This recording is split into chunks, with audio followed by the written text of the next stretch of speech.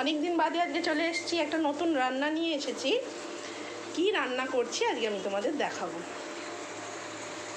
চলো, আমি আজকে মন্দিরে গিয়েছিলাম, পুজো দিতে গেছিলাম।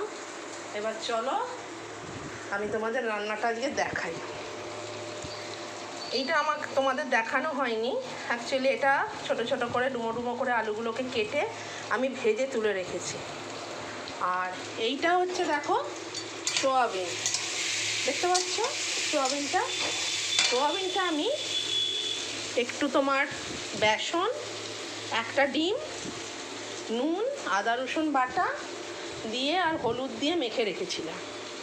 দিয়ে ওইটা এখন আমি কড়াতে ভাজছি, দেখতে পাচ্ছ?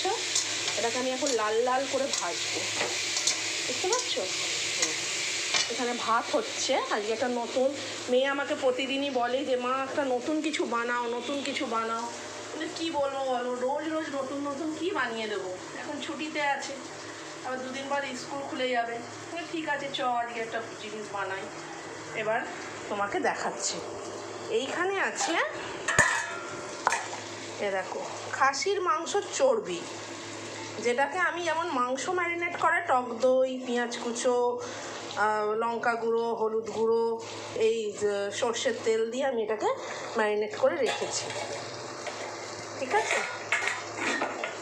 আর এখানে আমি পেঁয়াজ কুচিয়ে রেখেছি, ঠিক আছে? এবার দেখো, এটা আমার ভাজা ভাজা হয়েই এসেছে,